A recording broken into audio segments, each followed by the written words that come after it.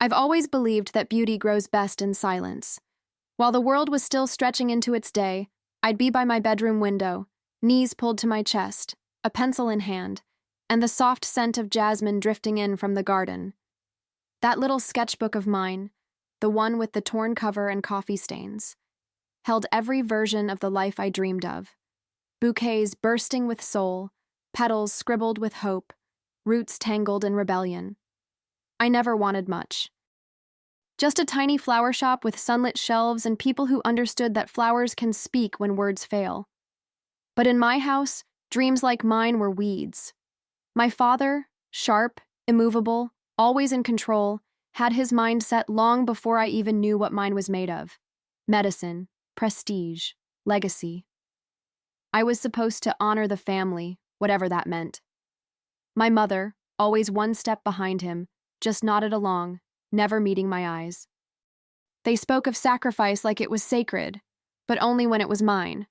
And I tried, I really did, to be their kind of good. I swallowed my colors and smiled through the ache of not choosing myself. The first time I said no, my voice barely made it past my lips. I remember my hands trembling under the dinner table, my nails digging into my palms just to keep me grounded. But when I said it again, louder, firmer, clearer, something inside me cracked open. I told them I wasn't going to apply to med school. I told them I didn't want to save lives in operating rooms. I wanted to bring beauty to the broken ones. My father laughed, this bitter, hollow sound. My mother whispered something about shame. And I just stood there, spine stiff, heart in flames, choosing myself for the first time. They didn't argue long. My father's voice turned cold, sharp like frostbite. He called me ungrateful, disgraceful, selfish. Said if I walked out that door, I'd stay out. My mother handed me my backpack like it was a favor. No money, no goodbye, just a house that had never really felt like home closing its doors for good. I left with shaking legs and nothing but a binder of floral sketches pressed tight against my chest. And as I stepped into the night, alone but strangely alive, I whispered to myself, if I can't grow under their roof, I'll grow somewhere else. And I'll bloom so loudly they'll hear it in their silence. The first night was the hardest. I didn't cry, not because I was strong, but because I felt numb, like someone had turned the volume down on the world.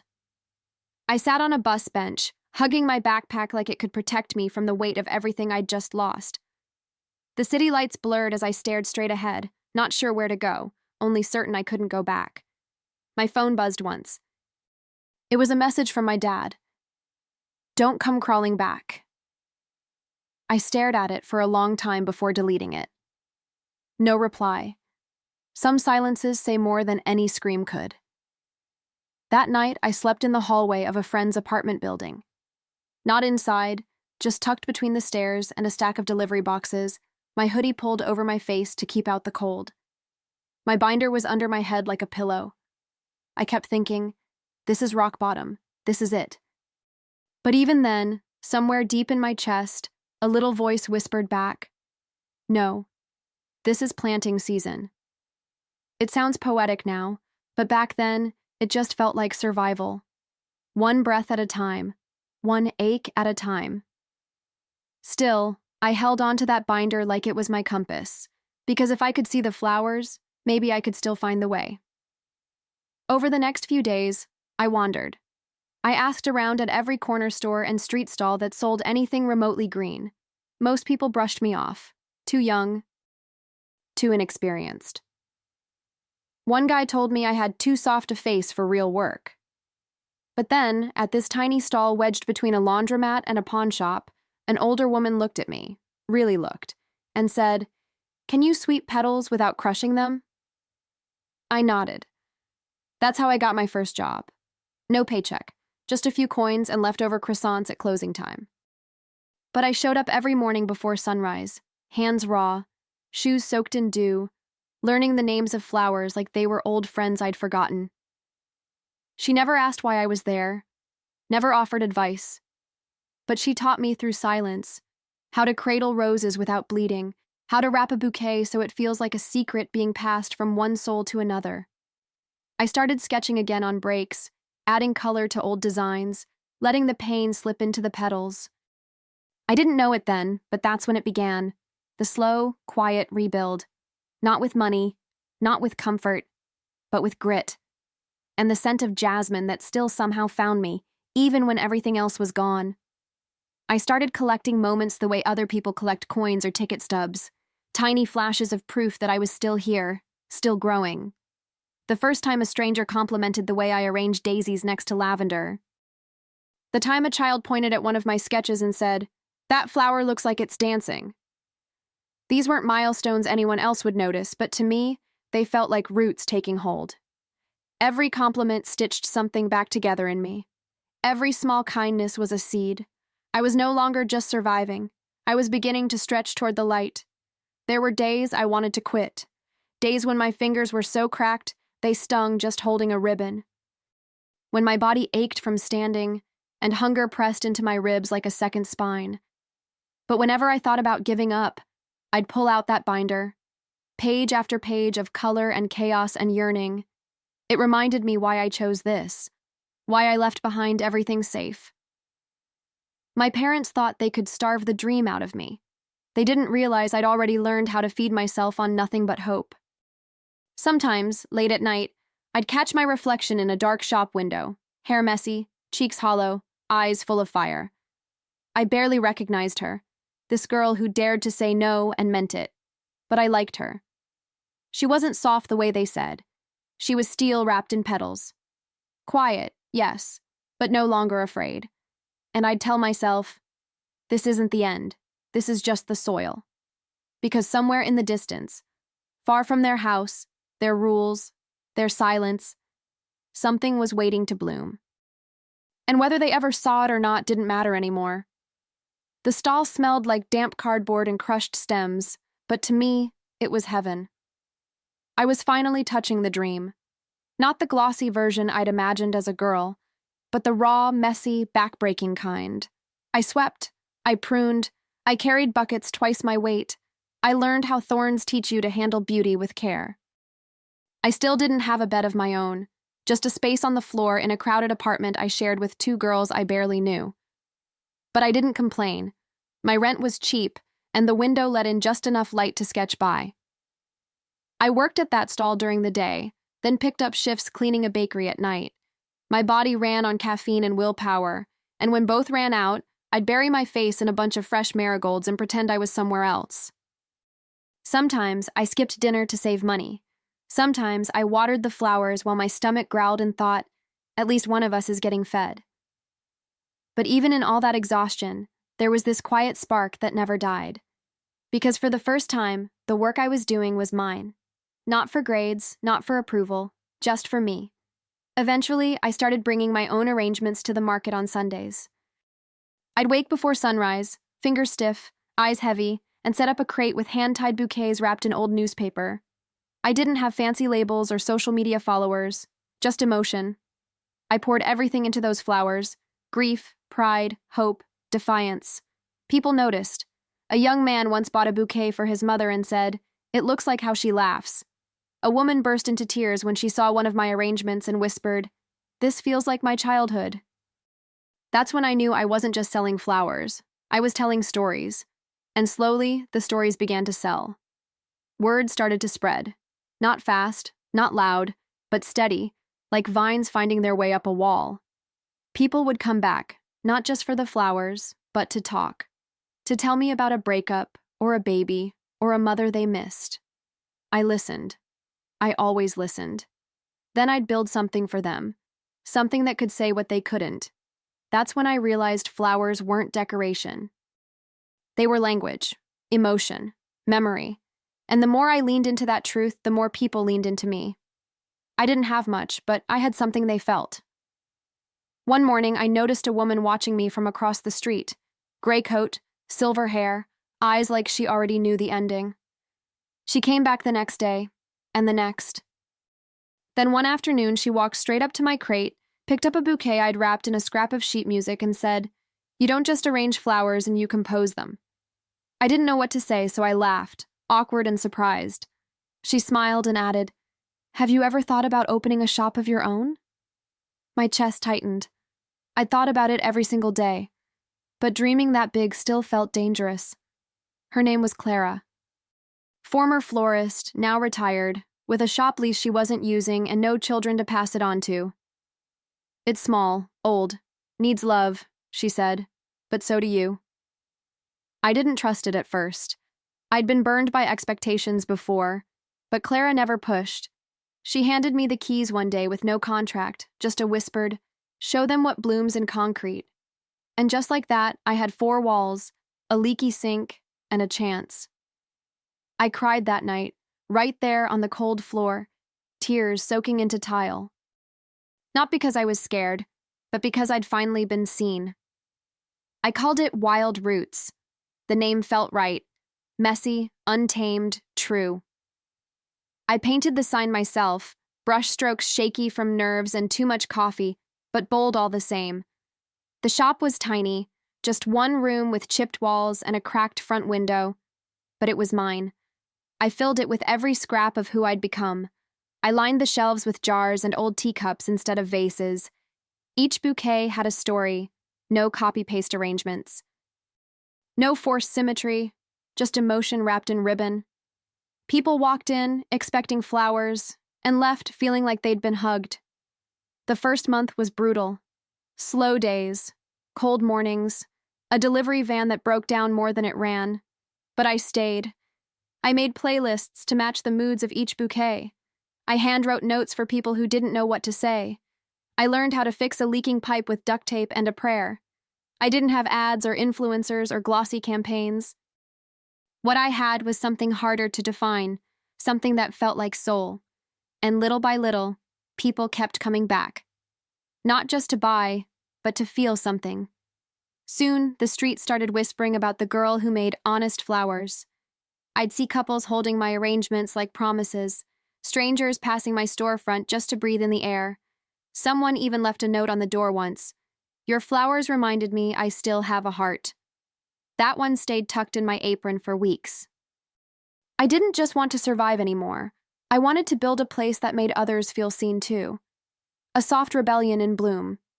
And the day I hung the sign outside, watching it catch the morning light, I whispered to myself, "For the flowers that grow in concrete, and for the girl who finally learned she could too." I never planned for any of it to get big. Honestly, I was just hoping to make rent and maybe, on a good week, buy fresh fruit without doing mental math in the produce aisle. But something shifted. One customer told another, who told 5 more, and suddenly Wild Roots wasn't just a shop, it was a heartbeat. I started getting requests from across town, then from out of town. A wedding planner called and said my work felt like poetry in petals. I laughed, awkward as always, but something inside me stirred. Like maybe the world was finally ready to listen. Before I knew it, we had our second location, then a third. I hired staff, mostly women like me, dreamers with calloused hands and stubborn hearts. We built everything from the ground up, still wrapping bouquets in old paper, still telling stories through stems. Each shop had its own soul, but the same pulse. People weren't just buying flowers, they were buying feeling. Grief, love, longing, gratitude, all of it translated through color and texture and silence. Somehow, I'd built a language that didn't need words, and people came to speak it. Magazines started calling, bloggers, stylists, even a documentary crew. I said no to most of it. Fame felt like a thing that belonged to other people. I didn't want the noise. I just wanted to keep creating, keep feeling, keep growing. But you can only stay invisible for so long. Especially when your work starts showing up in celebrity weddings and award shows, tucked in behind $1 million dresses and glossy smiles. People kept asking, where did she come from? And even though I stayed quiet, my flowers answered for me. Every thorn, every root, every bloom. And somewhere out there, my parents were hearing about it too. They never reached out. Not once. I'd hear from old neighbors sometimes, or distant relatives who stumbled across my name in a headline. "Your father must be proud," they'd say. I'd smile politely, but inside, I felt this sharp, quiet ache. Because pride wasn't what I needed, not anymore. I needed the apology that never came, the conversation we never had, the moment where he'd look at me and say, I was wrong. But it never came, just silence. The same cold, perfect silence I walked away from all those years ago. And still, I bloomed anyway. Then one morning, I got a call from a number I didn't recognize. A nurse, calm voice, clipped sentences. My father was in the hospital. Something serious. He was stable, but alone. No visitors, no one listed, just a man in a bed, surrounded by beeping machines and the weight of his own choices. I sat on the floor after that call, holding the phone like it might burn through my hand. I didn't cry. I didn't feel much at all, really. Just this strange emptiness, like someone had drained the color out of everything, even the flowers. I didn't go see him. I couldn't. But I sent something instead. A single bouquet of white lilies. No card, no signature. Just beauty in its purest form, dropped into a space that had once been filled with venom. I imagined the nurse setting it by the window, maybe wondering who had sent it. I pictured him waking to that soft, impossible brightness, unable to ignore it. And I hoped, quietly, fiercely, that he'd know. That every petal was a reminder of what he tried to bury, and how beautifully it had bloomed in spite of him. Because sometimes, the loudest thing you can say is nothing at all. After that, I started sending more. Not often, just enough, thoughtfully, quietly. A different bouquet each time, never flashy, always intentional. Tulips when the days got warmer, irises for strength, chamomile for the kind of peace I never had in that house. I didn't sign a single one, but I knew he'd recognize the language. He may have never listened to my words, but flowers he understood. And this time, they spoke with all the weight he once tried to silence in me. People around him started noticing. I heard, through someone who worked at the hospital, that nurses would linger by the arrangements, gently touching the petals, trying to guess who kept sending them. Some patients even asked if they could take a few home. But he didn't say a word about me. Not to them. Not to anyone. I imagined the bitterness sitting thick in his throat, heavier with each delivery. I wondered if he realized by now that cutting me off didn't end anything. It just set something fierce in motion. And still I kept going. Back to work. Back to the rhythm I'd built. Flowers, people, stories. We opened new shops in cities I'd only seen in postcards. Our arrangements were on billboards now. But even in all that noise, I kept one eye on that hospital. One root still curled back toward the wound. Not because I wanted to go back, but because I needed to see how it ended. I needed to know if silence could ever be enough to break a man. I never got that answer. But I kept sending the flowers anyway. It started with sunflowers. Bright, unapologetic, almost too loud for the sterile corners of his hospital room. I imagined the way they must have tilted toward the window, proud and impossible to ignore. Sunflowers were for pride, the kind he'd never offered me, the kind I stopped begging for long ago. After that came roses. Not the soft ones he used to give my mother on anniversaries. These had thorns, intact and deliberate. I made sure of it. Because love without pain is a myth, and he taught me that better than anyone. Then came the peonies. Heavy, fragile, full of things unsaid. Regret in petal form. The nurses started asking questions. I heard one of them had started taking photos, not for gossip, but because the arrangements were different. There was something mournful in them, something you couldn't quite name, but couldn't look away from either. They weren't just beautiful, they were deliberate. Like each flower had been chosen to say what I refused to say out loud. The other patients noticed too. One woman asked if they were from a secret lover. Another guessed a long-lost daughter.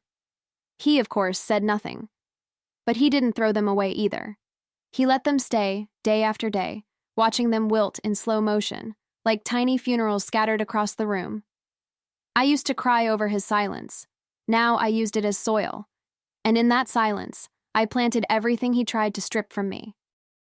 Every arrangement became a confession, not to him, to myself. A reckoning in color and scent. I sent lavender for peace, knowing he'd never find it. I sent snapdragons for strength, the kind I had to grow alone. I sent forget-me-nots with no irony at all, because no matter how hard he tried to erase me, I was the one name he could never say out loud without tasting shame.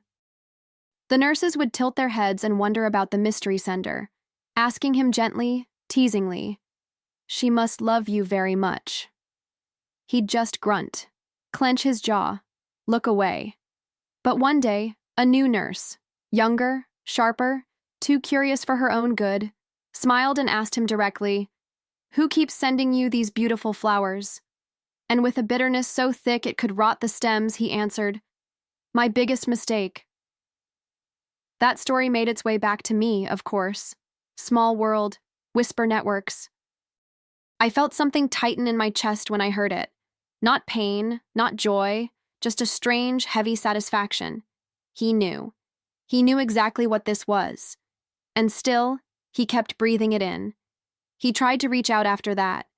I guess hearing your own failure spoken aloud can shake even the proudest men. A phone call to one of my shops, an email sent to an old address. Nothing direct, nothing brave, just little flares in the dark, like he was hoping I'd guide him home. But I didn't answer. I couldn't. Because this wasn't about reconciliation. It never was. This was about reflection. About the echo of his choices finally catching up to him in the quiet room he built for himself. And if flowers were going to fill that space, they were going to speak my truth.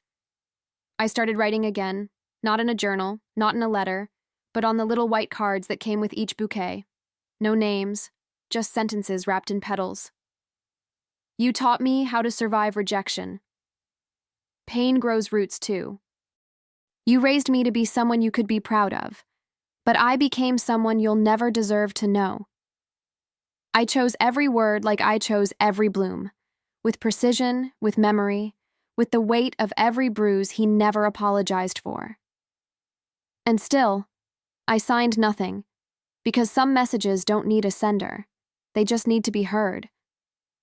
He must have felt the weight each delivery wasn't just a gesture, it was a mirror, one he couldn't look away from. I imagined him reading those cards, pretending not to care, pretending they didn't pierce the silence he used to keep me in line. But silence is a fragile wall, and I had spent years learning how to slip through the cracks. With every flower, I wasn't asking for forgiveness. I was reclaiming power.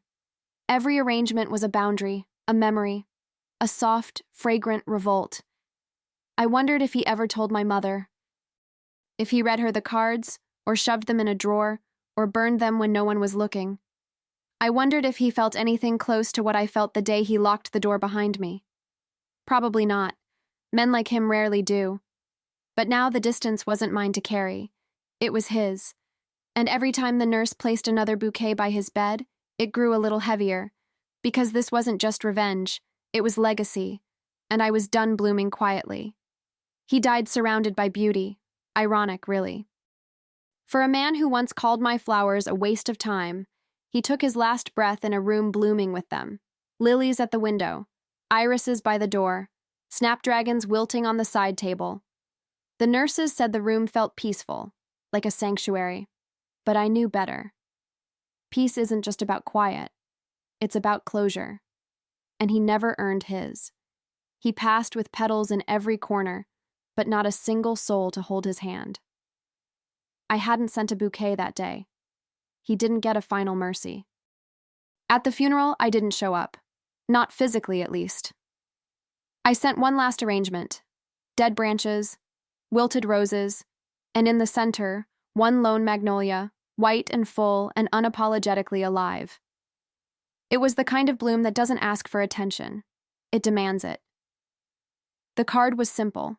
No flourish, no softness, just the truth. This was all I ever wanted, to be seen. You taught me how to survive rejection. You planted my pain. I turned it into legacy.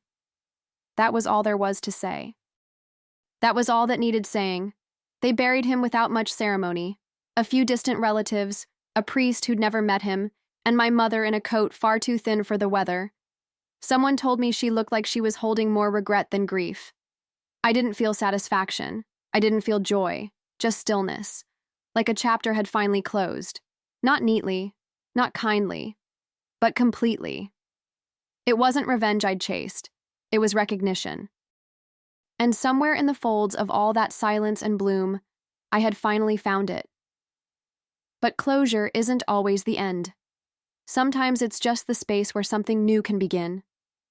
My mother reached out not long after. A letter, trembling in every line. She didn't ask for forgiveness, not exactly. But she wanted to meet. Just once.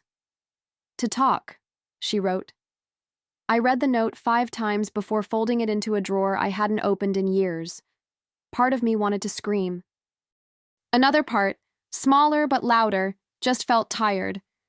She'd stood by him in silence all those years. She handed me my backpack without blinking, and now that he was gone, she wanted to speak like we were still mother and daughter, like I hadn't been erased. But I said yes. We met in a cafe near one of my shops. She looked smaller somehow. Not older exactly, just dimmed, like someone who'd lived too long in the shadow of someone else's choices. She didn't touch her tea. I didn't touch the apology that hovered between us. She told me she'd seen the shops. All of them. Said people in her church talk about me like I'm some sort of miracle. I didn't know what to say to that. I never asked to be admired. I just wanted to be loved without needing to earn it. At one point, she reached for my hand across the table. I didn't pull away, but I didn't hold on either. Her eyes filled with tears.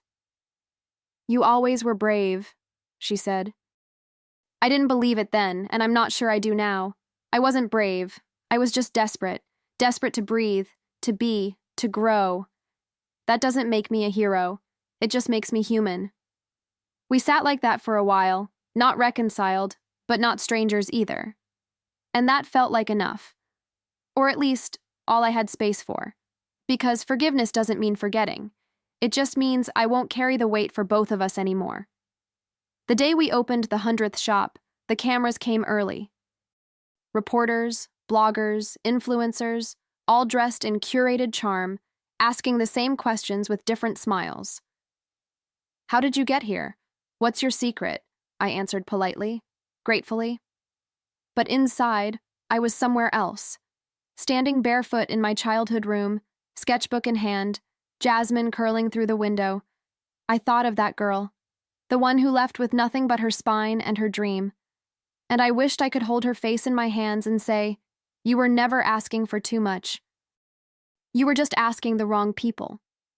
At the ribbon cutting, there was music and applause, a sea of flowers that didn't come from my hands for once. I stood there, not in armor, not in spite, but in joy. Quiet joy, the kind you grow slowly, over years of drought and bloom. A little girl tugged at my sleeve near the end, maybe 7, maybe 8, with hair in crooked braids and a dandelion clenched in her fist. I want to be just like you, she said, shy and bold all at once. I knelt down, took the flower and smiled, truly smiled, for the first time in longer than I could remember. Not for the cameras, not for the past, not for him, but for her, for the girl who still chooses to bloom.